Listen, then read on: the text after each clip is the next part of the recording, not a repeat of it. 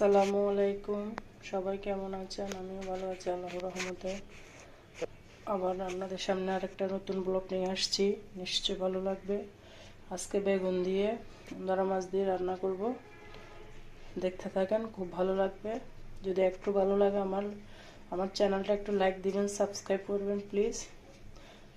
Video করে আপনাদেরকে দেখাচ্ছি, সবাই রান্না করেন, আমি আমার রান্না কিভাবে করি এভাবে দেখাচ্ছি। এগুলো হচ্ছে সাগরের মাছ, আর এগুলো হচ্ছে আমার ছাদ বাগানের বেগুন। পেঁয়াজ নিয়েছি, রান্না করতেছি, দেখতে থাকেন, অবশ্যই ভালো লাগবে।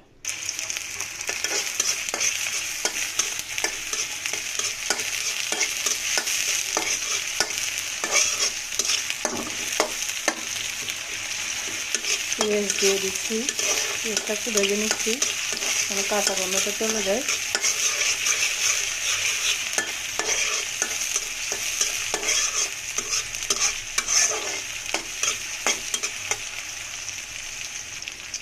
লবণটা আগে দিয়ে দিচ্ছি, পেঁয়াজটা যেন তাড়াতাড়ি সিদ্ধ হয়ে যায়। ভাজবো, মানে পেঁয়াজের কাঁচা গন্ধটা যাওয়া পর্যন্ত।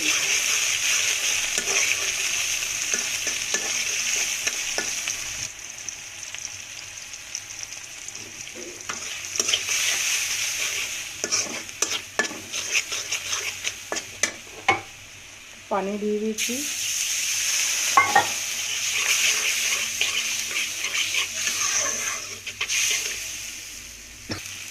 আজকে বাসায় কাঁচামরিচ নাই, কাঁচামরিচটা দিলে আরো সুন্দর হয়। জিপে ছিল কিন্তু মাছের অনেক নিচে পড়ে গেছে।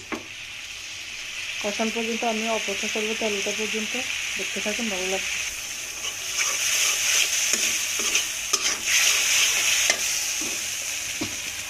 রেডি হয়েছে দেখেন, তুমি কষানোর পর ভালো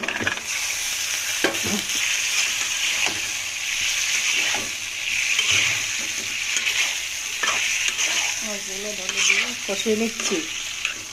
মাছগুলো ঢেলে নিচ্ছি, একটু কষানোর পরে মাছটা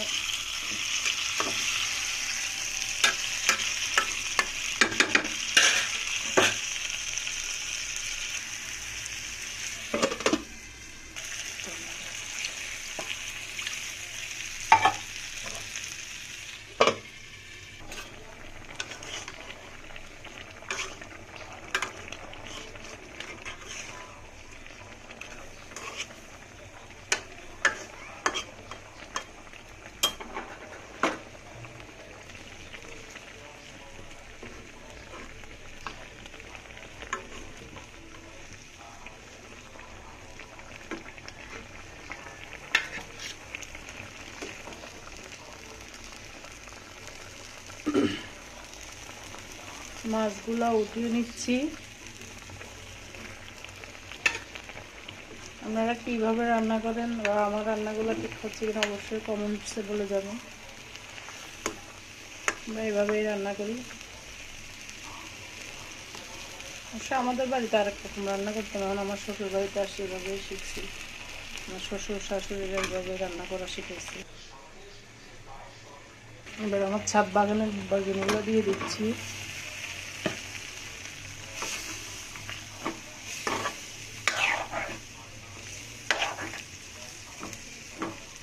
একটু বেগুন সিদ্ধ হয়ে আসলে তারপর মাছগুলো উপরে দিয়ে দেবো। একটু ডিম হয়েছিল, করে দাও তো, মিট করে দাও তো, বন্ধ করে দিলাম না, ওই বন্ধ করে দিলাম, মিট করে দিলাম।